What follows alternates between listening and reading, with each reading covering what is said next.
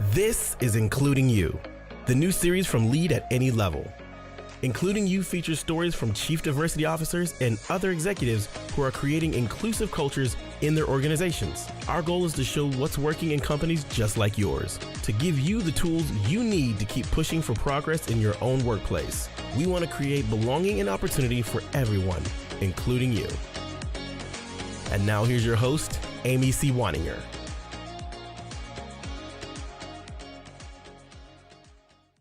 Welcome back to Including You. I'm your host, Amy C. Waninger, the Inclusion Catalyst.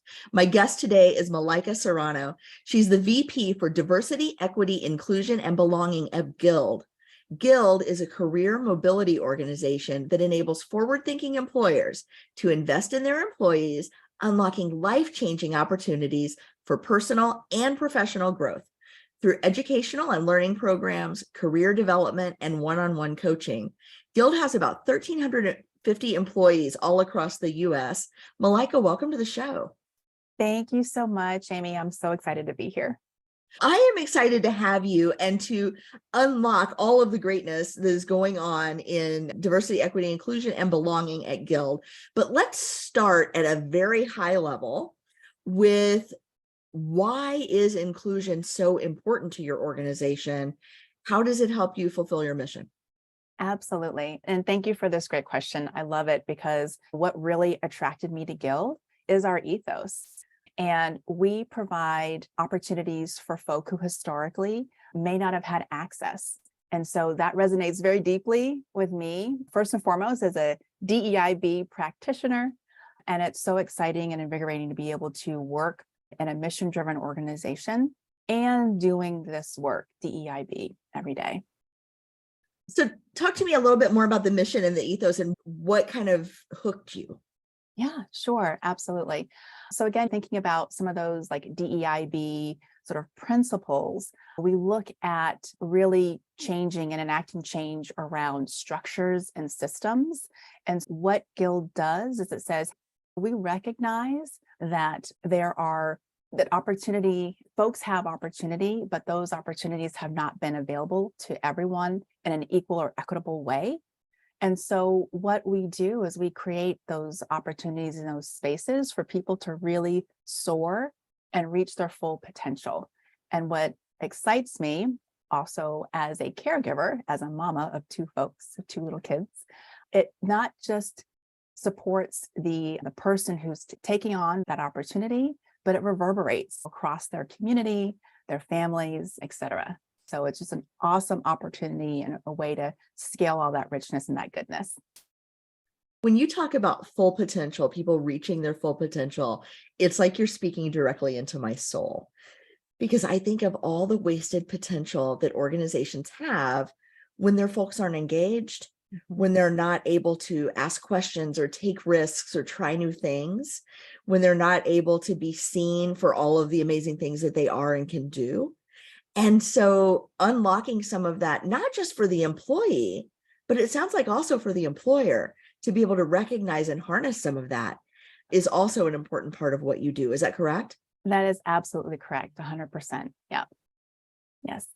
And I would say in terms of our holistic approach to DEIB, we really do strive to create that equitable and inclusive space where investing in diversity, again, is tied hand in hand with our mission.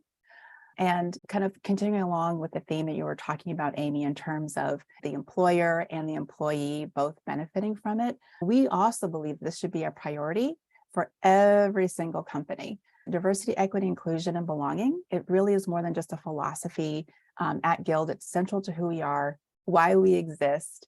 And if I may, I'd love to share just a little bit more about the strategy that we have laid out at Guild.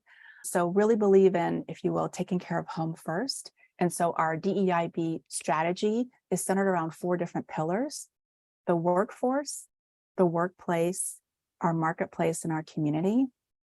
And when I joined Guild 2 years ago, I really focused and centered around those first 2 components of our pillars. So really focusing on the workforce. So the incredible humans who are at Guild working every single day, as well as creating an equitable space of inclusion and belonging where everyone, can show up and be their full authentic selves. This is an interesting way to look at these pillars because I've heard these expressed different ways, Mhm. but I really like not just the play on words and but the way they connect linguistically: workforce, workplace, marketplace, and community, because that's a little bit different. It's a different feel than when companies, we focus on people and environment and market opportunity, and which is stale, but these words really bring those pillars home.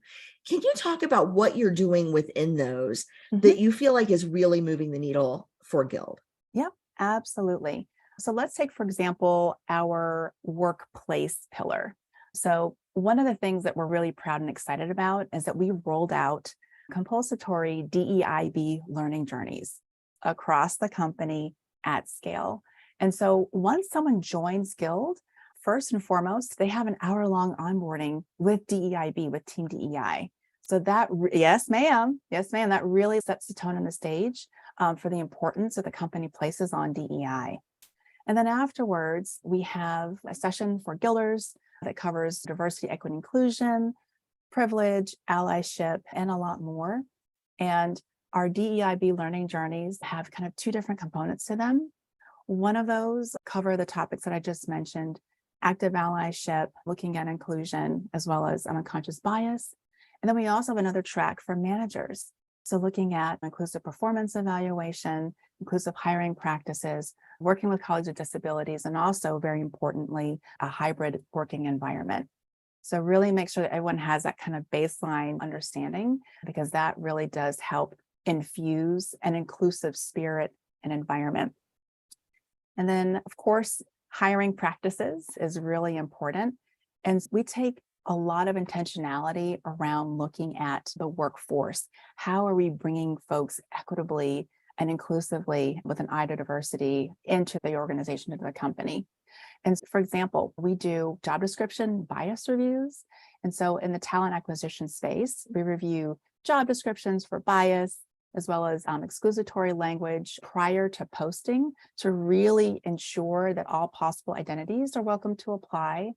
We also look at external partnerships to help support that talent pipeline, investing in those relationships to diversify the candidate pipeline, to track aggregate diversity in our talent pool, and also intentionally diversifying on the finalist pools for each role.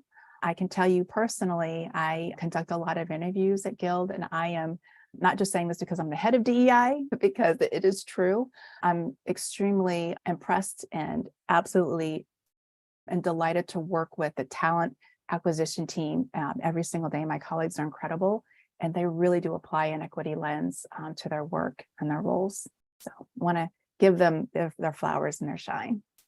That's fantastic, because there are so many ways I think that people are put into gatekeeper roles, in talent acquisition roles. And it sounds like your folks are working really hard to open the floodgates and make sure that as many qualified folks can get through as possible. What have you seen in terms of results from the work that you're doing? Because you're doing some amazing stuff. Just this notion of having employees come in their first day or their first week, they get an hour with the DEI team, is incredible enough, because, like you said, it affirms the organization's commitment to DEI, but it sets that expectation from jump that this is what we expect of you, this is what we look for, this is what we value. But what kind of results are you seeing from all of this work? Sure. So I think one of the strongest sort of ways or metrics that I'd like to point to that we're really excited and proud of are our employee resource groups. So our ERGs were kicked off in early 2020. We started with 4, and we now have just launched our 7th ERG, our Caregivers and Ally Network. Yes. And these groups really do support and are centered around historically marginalized communities. But what we've done is we have reimagined the spaces as both leadership accelerators, so thinking of ERGs as a program, and also it's an opportunity for thought innovation, so a business incubator, if you will, for the business. Now, 60. Tell me more about this. Oh. Wait, tell me more about this business incubator thing, because you've got my attention. As my son says, you had my attention. Now you've got my curiosity. So talk to me about this business incubator thing, and then I'll let you finish your thought on 60, because I want to know what that is too. Yes, ma'am. Okay, that sounds great. All right. So incubator for the business. We recognize and want to tap into the talents and the strengths of our ERG community and our leadership, and doing so in a reciprocal fashion. So reciprocity is truly at the center of this work. And what do I mean by that? Far too often, what ends up happening with folks from historically marginalized communities, they are asked to give and to give. It's an extraction, if you will, without that replenishment, without that nourishment, without that recognition. And so that does not happen here. That does not happen here. Ways in which we are sure to be able to recognize and reward our ERG leaders. So our ERG leaders receive compensation, and they have choice. That can be in the form of cash or equity, as well as our executive sponsors receive compensation. Our ERGs are also receive a really significant budget. And so this tie-in between an incubator for the business, so the business, meaning it could be, say, engineering or someone in our member services division, or oftentimes on the people team, say, hey, we're working on a new benefits package. And we want to connect with our disability action community to see how this might resonate. Or we want to connect with our gender and sexual diversity committee to see how this might resonate. And so when the business connects with our ERG leaders and our ERG communities, there is that knowledge transfer, and there is a follow through of recognition. And this can be in the form of a lattice praise, which then the ERG leaders manager will see, which can then be part of those performance discussions and conversations, and other mechanisms. So reciprocity, again, is at the center. Fantastic. Okay, finish your thought about 60. 60 what? Like Malaika, Okay. 60 what? Yes, ma'am. So 60. So 60% of guilders are involved in one or more employee resource group. Yes. Wow. It is central. It is at the core of our culture, of our employee engagement experience. What do you think that does for your employees, individually and collectively? What do you think? So we know, based on the feedback that we receive from ERG leaders and folks who participate in programs time and time again, that folks are reporting that they're feeling seen, that they're feeling respected. I can't tell you how many times, Amy, I've participated in an event and either the speaker or someone in the audience says, wow, this is the first time I've been in a company where Ramadan was celebrated or recognized, or wow, this is the first time I've been in a company where we can have these kind of discussions. And so it makes me feel, I get chills, and it makes me feel really happy and proud, because this is who we are. This is DEIB in action. And it occurs to me too, that not only are you doing this internally, but you're creating a model and setting a bar for your clients to emulate as well. And I'm imagining that most of your focus is internal in your role. Yes. But do you want to say anything about the ripple effects outward from the company? Certainly. Really excited to share that last year we did receive a national award for our work with employee resource groups. So what the work that we're doing really truly is leading edge. And when I mentioned the different pillars of our strategy, the marketplace arena, that's one where in this kind of coming year, we're excited to expand and to do more work in that space, and really welcome the opportunity to connect with some of our employer partners or academic partners, share some best practices around this work. Yeah, as you're talking, I'm hearing the cash register ring. I'm hearing a lot of investment, which is the right thing to do, but it's rare as in this space. I'm hearing a lot of investment and a lot of support. Where do you think that support comes from? How did you build that, or was that built in? So I've got a clear answer for you, Amy. And you're absolutely right, especially thinking about what's happening in the macro environment right now with DEIB. We are under attack But however, I'm in a space where not only is DEIB prioritized by our leaders, folks actually do fund this. And so when I joined Guild as the head of DEI, there were a couple of fights, if you will, that I never had to fight. And one of those is sponsorship, meaning in the form of compensation for ERG leaders, as well as a budget.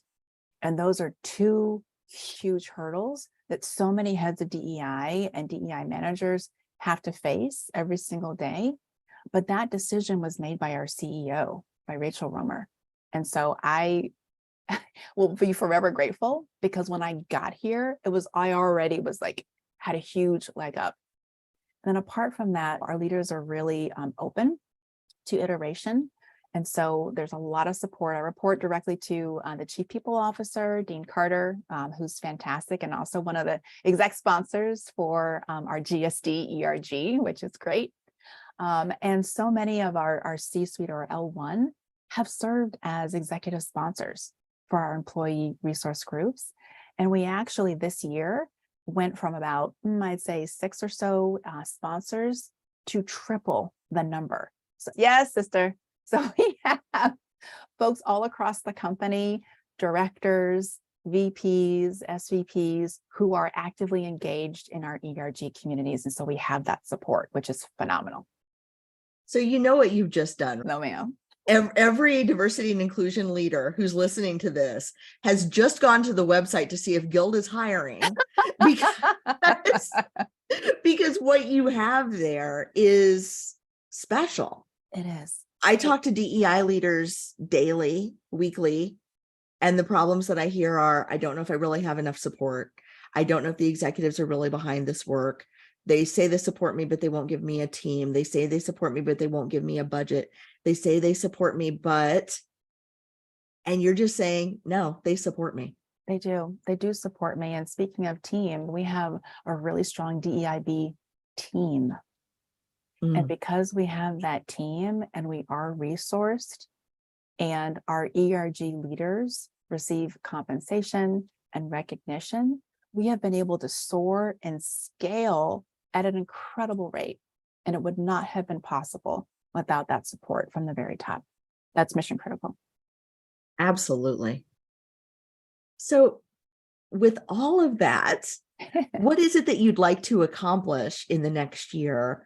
Or what would you like to see changed? I know you're doing more marketplace work, but what's a goal that you've set for your organization or for your team for the next year? Yeah. So one of our goals actually is centered around data. 2 years ago, when we launched our ERGs and we were starting to do a number of different engagement exercises, some of it was based on more kind of like anecdotal pieces and some ground up pieces. But we have gotten a lot more intentional and sophisticated around gathering and collecting and analyzing DEIB data. And so to that end, we have employee engagement data around certain dimensions of diversity, equity, inclusion. And we also kicked off a few months ago a project that I'm really passionate about, and that is an expansion of those sort of historic EEOC questions, the 5 kind of 1975 wants their questions back, that one. And what I like about the expansion is that it really enables more people to be seen and to be counted and to be able to express themselves more fully and more richly and more deeply. And with that data, so some of the questions, for example, are around looking at gender identity, looking at caregiver status, looking at veteran status, so on and so forth, really more expansive around disabilities, because we know that there's diversity that is apparent and also non-apparent. And we want to make sure that everyone has an opportunity to be heard and to be recognized. And so that's one of the big things that we're working on this year is continuing to hone in on those data-driven practices. I think that's really important because it's hard to know, and you said you watched some of my stuff, so you probably heard me say this 1,000 times. It's hard to know who feels included, who doesn't, and why, unless you really ask and you get down into that level of data. And what I think is interesting about some of the questions that you're asking, these are not fixed, immutable traits. These are things that are fluid and change over time, and people's understanding of them changes over time. And so I'm not to put words in your mouth, but I'm guessing this is going to be a pulse check repeatedly because caregiver status changes. People's understanding of disability changes, people's understanding of gender and sexuality changes over time. And it's hard to know where your folks are experiencing or how your folks are experiencing the workplace without understanding where they're coming from in that experience, right? Absolutely. 1,000%, Amy. And you think about, what resources you have available, you want to make sure that you deploy those resources in ways in which they're going to have the greatest impact. And therefore, by doing this big data redesign project and really going out to our community and saying, hey, we want to expand the way in which we're gathering data, the way in which you can show up here at Guild, we're then going to be taking that, and that's going to help us drive decisions around our programming processes, et cetera. I am so excited that Guild has you in the seat that you're in doing this amazing work. I am excited for the work that you're doing as a company, and I can't wait to see more great things and more national awards for your work. Congratulations on that. Thank you. And yeah, Malaika, thank you so much for being here today and for sharing this with our audience. Oh, thank you so much, Amy. This was a real honor and a real treat for me, so I really appreciate it. Thank you. Likewise, thank you. If you've enjoyed this episode, follow Lead at Any Level on LinkedIn and YouTube. Then join us for Including You video simulcast every Thursday at noon Eastern. Including You can also be enjoyed each week as part of the Living Corporate audio podcast series, available on all major podcast platforms. Learn more at living-corporate.com. Including You is brought to you in part by Lead at Any Level, a boutique training and consulting firm improving employee engagement and retention for companies that promote from within. Lead at Any Level. Leaders can be anywhere and should be everywhere. Learn more at leadatanylevel.com. Lead at Any Level and its logo are registered trademarks of Lead at Any Level LLC. The views and opinions of guests on our show do not necessarily reflect the positions of Lead at Any Level, Living Corporate, or the sponsors of Including You. That's it for this week's edition of Including You. If you enjoyed this episode, be sure to like and subscribe wherever you get your podcasts. Don't forget to leave us a comment or review so we know what you enjoyed about the episode or the series. Be sure to join me next week when my guest will be Julie Cantor. She manages mentorship programs for Information Services Group.